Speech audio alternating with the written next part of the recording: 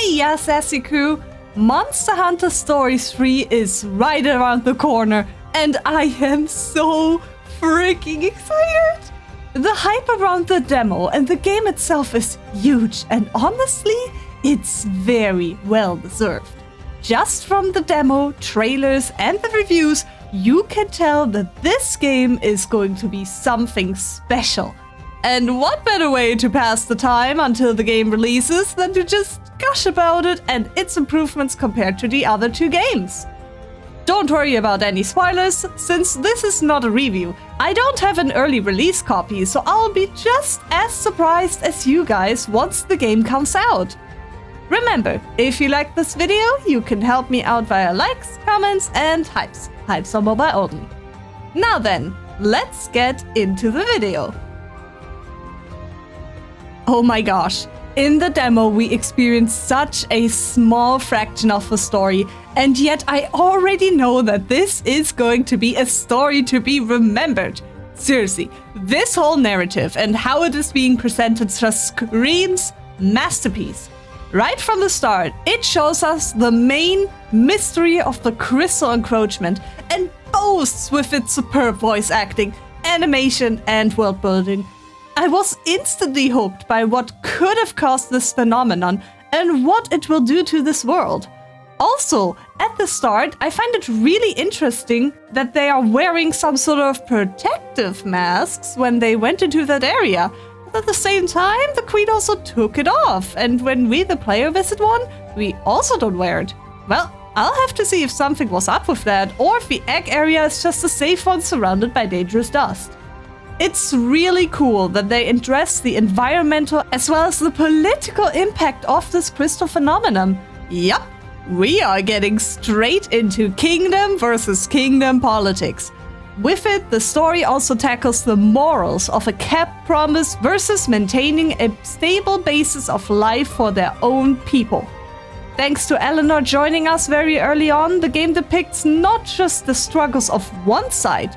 I really like that, as most things in life aren't just good versus bad.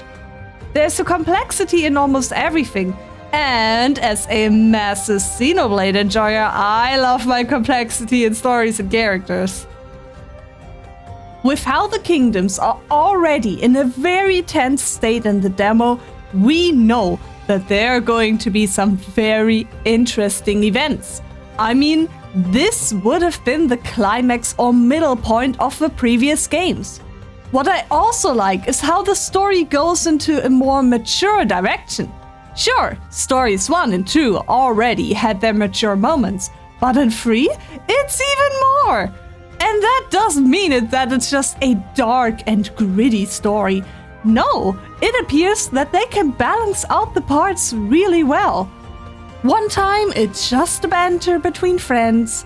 The other time, they are discussing the restoration of the environment. And then if baby Rathalos is freaking being set on fire. Yep, this is going to be a wild ride, isn't it?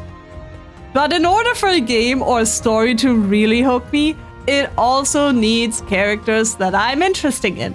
Whether it's a positive or negative feeling, they need to hook me, and, well, they certainly did. From the things you could see in the demo and a few snippets of the trailers, you see that they are multi-layered and carry their own thoughts and circumstances with them.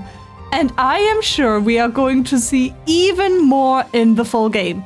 Also, Simon is the best. I love his energy, and no, I don't want to hear it.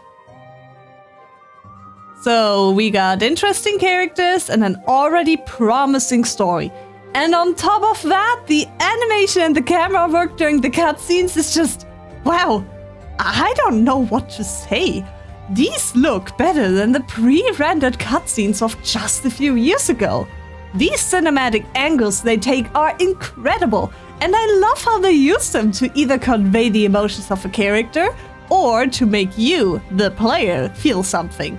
Oftentimes, they're used to just enhance the scene itself as well. No animated cutscenes seem static. Combine that with this beautiful art direction and the hella cool designs. I mean, just look at the screen. Each major character design is unique and has a great blend of colors, shapes, and clothing. Their voices also fit their character perfectly.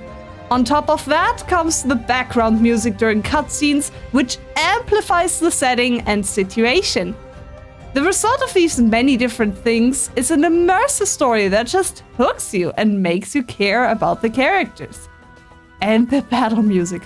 Wow, typical Monster Hunter banger. I can't wait to hear more once the full game comes out.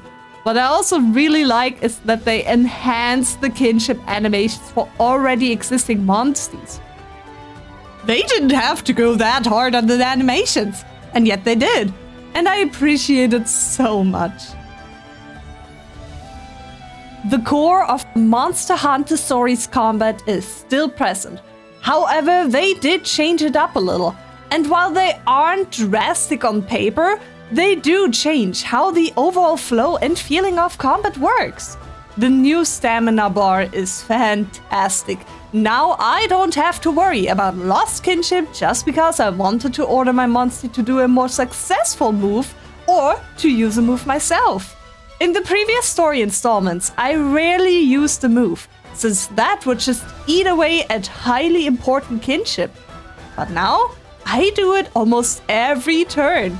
Together with the new moves of the rider weapons, it kind of feels like a setup that you sometimes do in regular Monster Hunter combat, like for example the longsword or the charge blade in the mainline games. The Wyvern Soul gauge is also really nice. It gives the combat even more depth, as you can now choose whether you want to deplete it or do other things. With it come the different attack patterns of enemy monsters. While they still follow the power, speed, and technical patterns for their phases, they use a lot more non-typed single-target attacks. So it's not just a head-to-head spam. You have to react differently depending on the current move.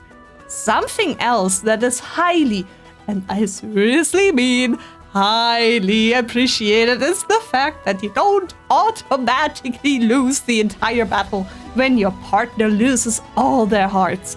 I hated this so much in Stories 2, but come on, I can't control them. Why am I getting punished for them making a mistake?